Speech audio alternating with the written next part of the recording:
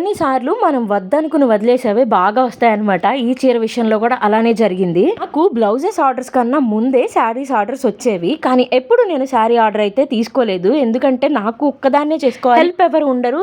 శారీ అంటే చాలా ఎక్కువ టైం పడుతుంది, అరౌండ్ 10 to 15 days కూడా పట్టొచ్చు. సో అందుకే నేను అంత త్వరగా శారీస్ ఆర్డర్ తీసుకోను. ఫస్ట్ టైం మా అమ్మ మాటలు విని ధైర్యం చేసి తీసుకున్నాను. ఈ క్లయింట్ నాకు శారీ పైన ఇలా లోటస్లు కావాలి సింపుల్గానే అని చెప్పారు. రిఫరెన్స్లో చూపించింది అయితే 3 or 2.5 inches వరకు ఉంది డిజైన్. సింపుల్ డిజైనే కదా వేద్దాం అనుకున్నాను, అందుకని ఓకే చేసుకున్నా. కానీ శారీలో బోర్డర్ గ్యాప్ చూస్తే 6 inches కైనా పైనే ఉందన్నమాట.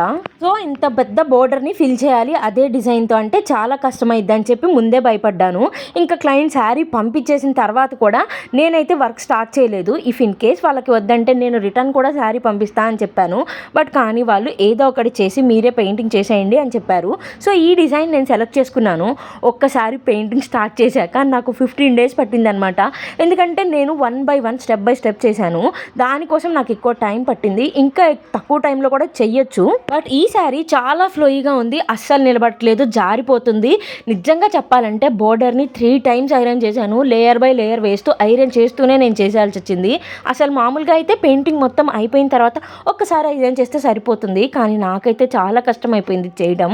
ఈ శారీ కంప్లీట్ చేసేలోపు నేను మినిమం 3 to 4 బ్లౌజెస్ కంప్లీట్ చేసేదాన్ని అనిపించింది. కష్టపడాల్సి వచ్చింది. బట్ ఫైనల్గా ఇది అచ్చం చూడడానికి డిజిటల్ ప్రింట్లా ఉంది. ఆ కష్టమంతా మరిపించేసేలా ఉందన్నమాట. నాకు బాగా నచ్చింది.